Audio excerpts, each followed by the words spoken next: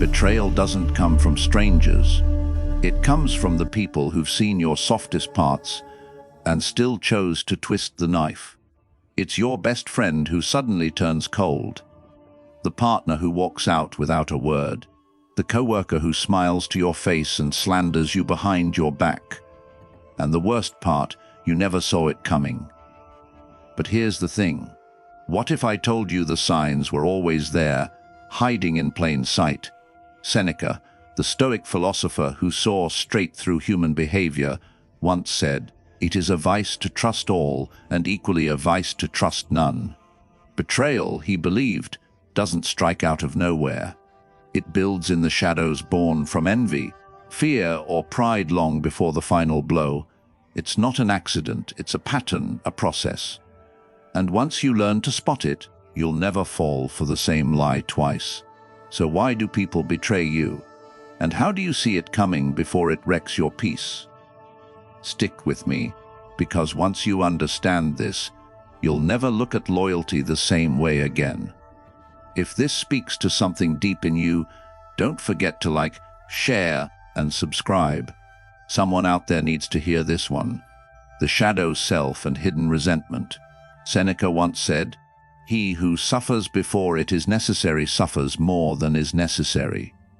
But what if some suffering, especially the sting of betrayal, could be avoided altogether simply by recognizing what hides beneath the surface of others?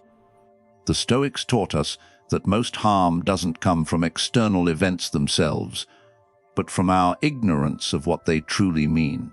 And when it comes to betrayal, the most dangerous kind is the one you don't see coming, because it often doesn't begin with action, but with something far more subtle. Resentment quietly growing in the shadow of suppressed emotion. Stoic thought teaches us that the human mind, when untrained, is a battlefield of internal contradictions. A person who suppresses their envy, their insecurity, their unspoken disappointments eventually finds someone or something to pour them into. Not because they are evil, but because they have never faced themselves. The Stoics called this failure to rule the passions, a mind ruled by emotion, not virtue. Betrayal in this light is rarely personal. It's the eruption of someone else's inner chaos. Imagine a cousin you've been close to your whole life.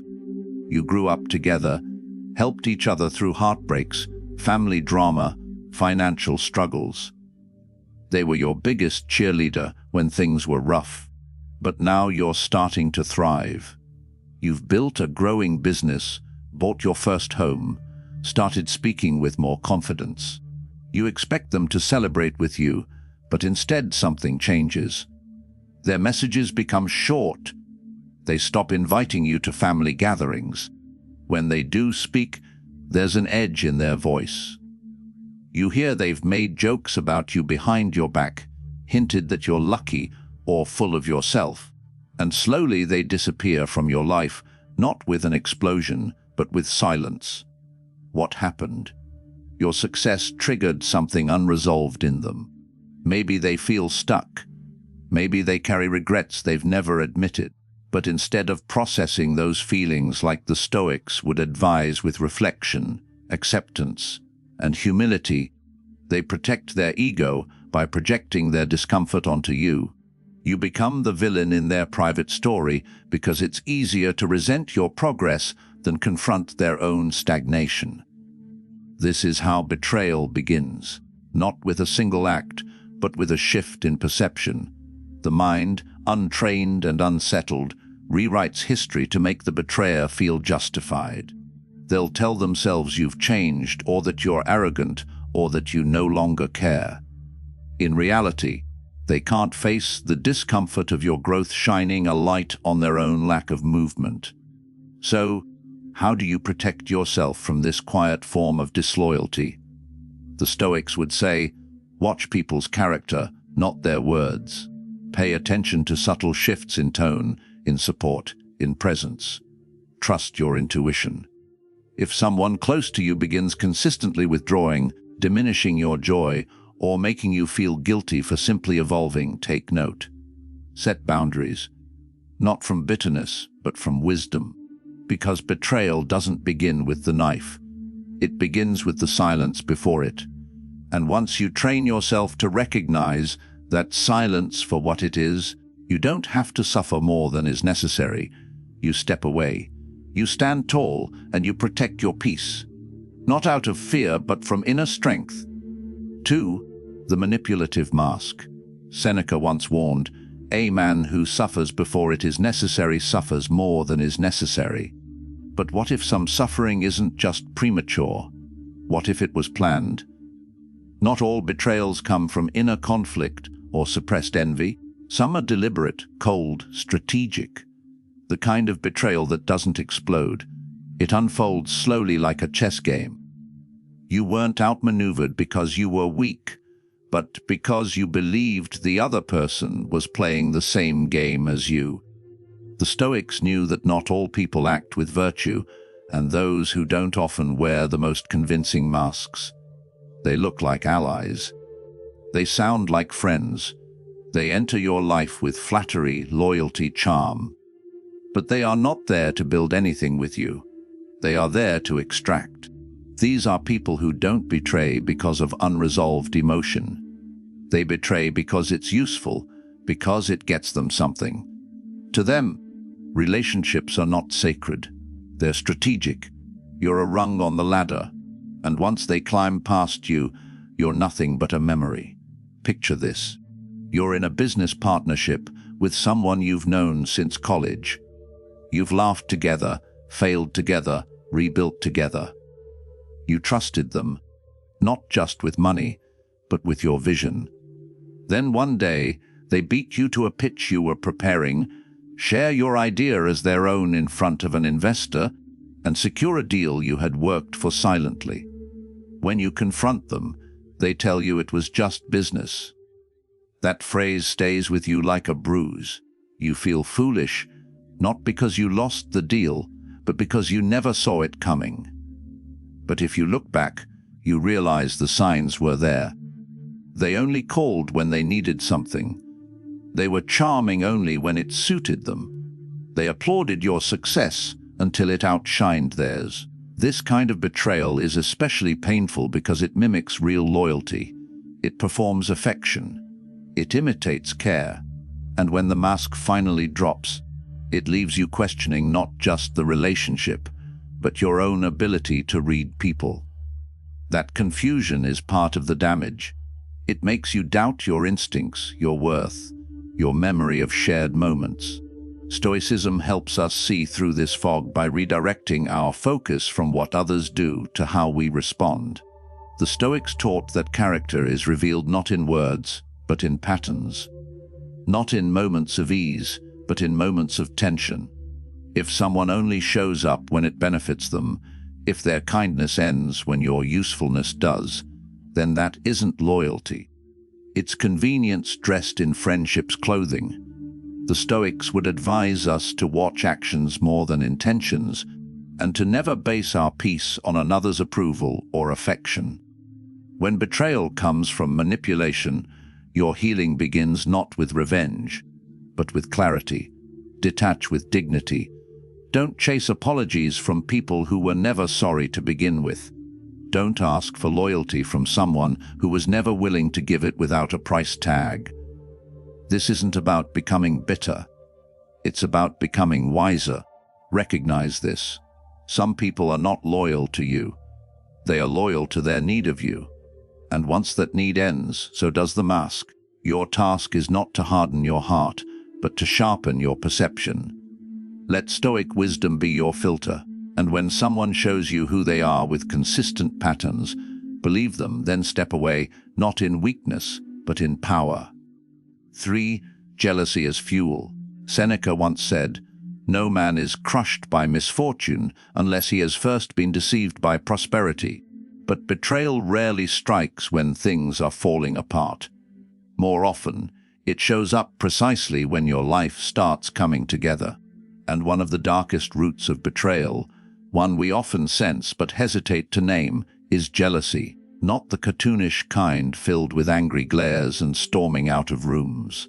No, real jealousy is quieter. It smiles at you while secretly hoping you fail. It congratulates you with its teeth clenched. And sometimes it's carried by the very people who once swore they'd never hurt you. The Stoics believe that envy stems from comparison, a disease of perception.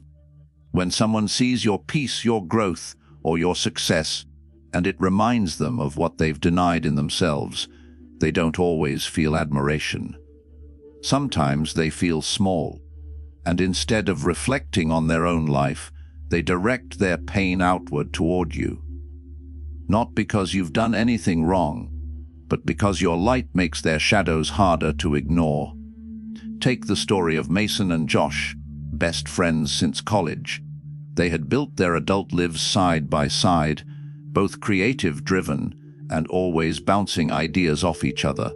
Mason struggled for years to get his graphic design business off the ground. Josh, on the other hand, found early success as a freelance writer. For a while, things felt equal. But then Mason caught a break. One big contract turned into 5, and suddenly he was being featured in local magazines, landing high-profile clients, even being interviewed on podcasts. His success grew fast and visibly. Josh, who had once cheered him on with genuine joy, began to shift. The joke started first, small cutting remarks masked as sarcasm. Then came the absence, missed calls, excuses, no showing Mason's launch event with no explanation. When Mason confronted him, Josh was defensive, distant. Weeks later, Mason learned from a mutual friend that Josh had been quietly telling others that Mason only got ahead because of luck and hinting that he wasn't really that talented. It hit Mason hard, not because he needed Josh's approval, but because he thought their bond was unshakable. What he hadn't realized was that his rise had stirred something dormant in Josh. Unresolved envy that turned bitter, then personal. This is what jealousy does. It doesn't always scream. Sometimes it whispers. It doesn't attack head-on. It erodes the foundation one crack at a time. And when the betrayal finally lands, it feels like it came from nowhere. But it didn't. It was growing in silence. The Stoics would say, do not be surprised by the behavior of others. Be prepared for it. Envy isn't your responsibility, but your awareness of it is. Pay attention when someone stops clapping for you, when their praise feels hollow, when your wins start to shrink the space between you instead of expanding it. These are signs that something deeper is stirring, and if left unacknowledged, it may turn into betrayal. Protect your energy by setting quiet boundaries. Don't confront from a place of pain, but observe from a place of peace. And remember, it's not your success that ruins the relationship. It's their refusal to grow alongside you. Some people won't hate you because of what you've done to them. They'll hate you because of what you've done for yourself. And when that happens, you don't shrink. You rise anyway, quietly, firmly, stoically, for the power struggle. Epictetus once wrote, "You may be always victorious if you will never enter into any contest where the issue does not wholly depend upon yourself." But what happens when someone close to you turns a relationship into a contest you never agreed to play? When betrayal isn't about envy or hidden resentment, but about control. When the harm isn't done out of emotion, but out of strategy with one quiet goal in mind: dominance. Some people feel powerful only when others are dependent on them. They don't crave connection. They crave control. And the moment you start growing, deciding for yourself, or reclaiming space they once occupied, they feel the balance shift. That's when their true nature shows. Stoic wisdom teaches us to expect such tests, not with fear, but with awareness. Epictetus would say that what truly belongs to us, our reason, our choices, should never be handed over to another's will. And yet, some relationships are built on the illusion that we owe parts of ourselves to someone else's comfort. Take Maya, a woman who had spent 10 years building a career in education, always modest, always supportive of her school principal. a woman she'd once looked up to as a mentor. But when Maya began getting recognized publicly, receiving awards, being invited to speak at conferences, something shifted. Her principal, who had once praised her, suddenly became cold, dismissive. She began questioning Maya's decisions in meetings, giving her less desirable assignments, even spreading quiet doubts among the staff. Maya hadn't changed, but the power dynamic had. She was no longer the eager mentee. She was rising, and that rise was threatening. This is the betrayal of power. It often comes wrapped in authority or worse, concern. It doesn't scream, it strangles. At first, it feels like confusion. Why is someone who once cheered for me now quietly turning others against me? Why does every step I take toward independence seem to provoke hostility? Because in the eyes of someone who needs to control you, your growth is not a celebration. It's a rebellion. The Stoics understood that relationships built on control are not relationships at all. They're arrangements of dependence. And once that arrangement breaks, those who relied on it to feel powerful often react with betrayal. It's not about you. It's about what they lose when they can no longer steer your life. Whether it's a friend who begins guilt-tripping you for spending less time with them, a partner who grows resentful when you become more confident, or a boss who sabotages your progress behind closed doors, these are not people who want you free. They want you manageable. To protect yourself, you don't fight them with force. You hold firm with clarity. You assert boundaries not as ultimatums but as expressions of your self-respect. Stoicism doesn't teach us to retaliate. It teaches us to remain sovereign. If someone only loved you when they could lead you, that love was never unconditional. Let them walk. Let them sulk. Let them shrink. But you don't shrink with them. Growth is not a betrayal. It is a declaration. And those who can't respect it never truly respected you to begin with. 5. The shadow projection. Did you know that projection, the act of attributing one's own undesirable thoughts or emotions to someone else, is so prevalent that it's considered one of the core psychological defense mechanisms? A study published in the Journal of Personality and Social Psychology confirms that individuals who experience internal conflict or guilt are significantly more likely to project those feelings onto others, often without even realizing it. This means that many betrayals are not truly about you, but about the battles someone is silently fighting within themselves. Marcus Aurelius, the Stoic emperor, once said, "The things you think about determine the quality of your mind. Your soul takes on the color of your thoughts." When someone's mind is clouded with fear, shame, or hidden resentment, those thoughts inevitably bleed into how they treat others. Their betrayal becomes a mirror, not reflecting your actions, but their unresolved darkness. This is the betrayal that comes from projection. A person may accuse you of lying not because you lied, but because dishonesty lives in them. They might claim you're jealous not because you are, but because they are unable to admit that envy is eroding their peace. They cheat and then suspect you. They manipulate and then accuse you of being controlling. They plant their shadows into your light. And when the guilt becomes too heavy, they shift the blame. According to Stoic wisdom, such behavior is the result of a soul disconnected from reason and virtue. A person who refuses to confront their flaws will always find someone else to carry them. Stoicism teaches us not to take such betrayals personally. It is not things themselves that disturb us, Epictetus wrote, but our opinions about them. Recognizing that a person's accusations may actually reveal their own internal state allows you to reclaim your peace and not fall into the trap of self-doubt. So how do you protect yourself from betrayal born of projection? The answer is not to argue, justify, or absorb the blame. It's to observe.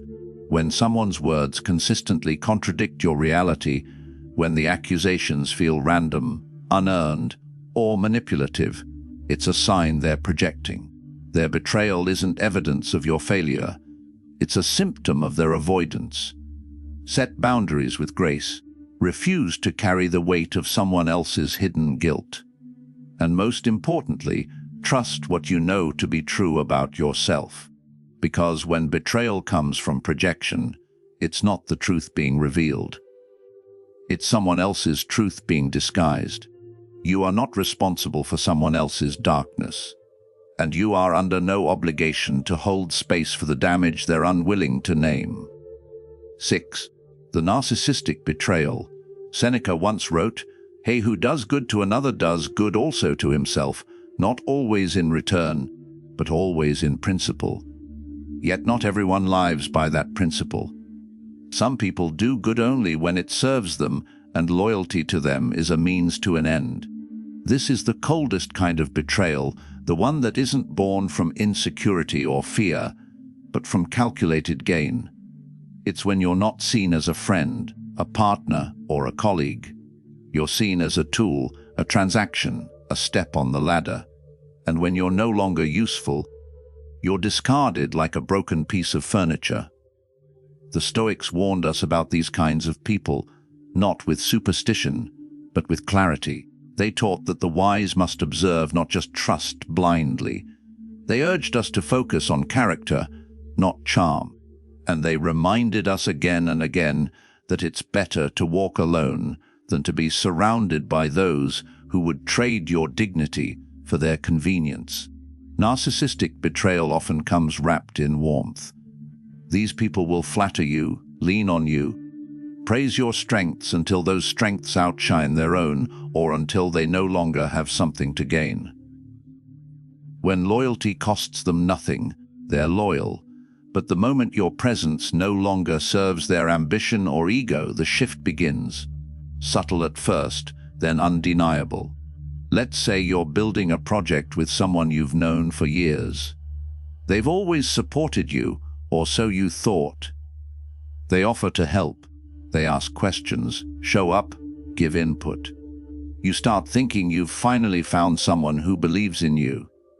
But as the project gains attention, their tone changes.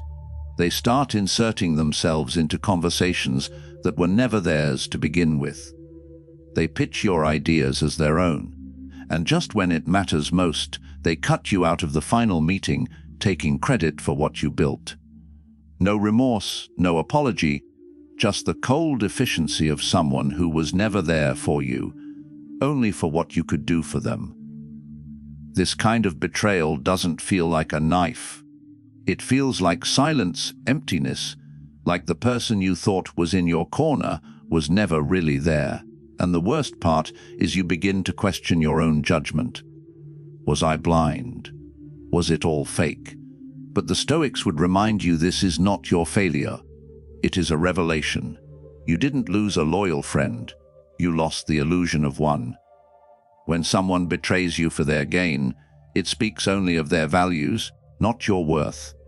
Seneca would call such a person enslaved by their desires, a slave to gain, to recognition, to self-interest. You, on the other hand, still have something they never did: the capacity to love without condition, to give without calculating return. To protect yourself, you must trust less in words and more in patterns. Set boundaries not out of spite, but out of wisdom. Pay attention to who shows up when there's nothing to gain. And when the betrayal comes, and it often will, don't let it harden you. Let it refine you. Let it teach you to walk slower, see clearer, and surround yourself only with those who value who you are, not just what you offer. In the end, betrayal is painful, but it is also a mirror. It doesn't reflect your failure. It reflects their truth. And once you see it for what it is, you can finally let go, not just of them, but of the weight you carried trying to be enough for someone who was never truly invested to begin with. So still think betrayal comes out of nowhere. Truth is, it rarely does. It brews in silence, simmers behind smiles, and strikes when you least expect it. But now you know why. Whether it's jealousy, control, projection, or pure cold calculation, betrayal always reveals them, not you. And as painful as it is, it's not your undoing, it's your awakening. The Stoics didn't beg for loyalty. They observed character. They didn't get bitter. They got better. And now, so can you. Because here's the truth. Being betrayed doesn't mean you were foolish. It means you were open, real, and brave enough to trust. And that's something to be proud of, not ashamed. So, if this video felt like someone finally put your heartbreak into words, don't keep it to yourself. Hit that subscribe button, tap the bell, and share this with someone who's still questioning why they were left behind. They deserve answers too. And hey, leave a comment below if you've been there. Let's be honest, we all have. This isn't the end of your story. It's the part where you learn to walk away, chin high, heart intact, and never apologize for seeing the good in people, even if they couldn't return the favor.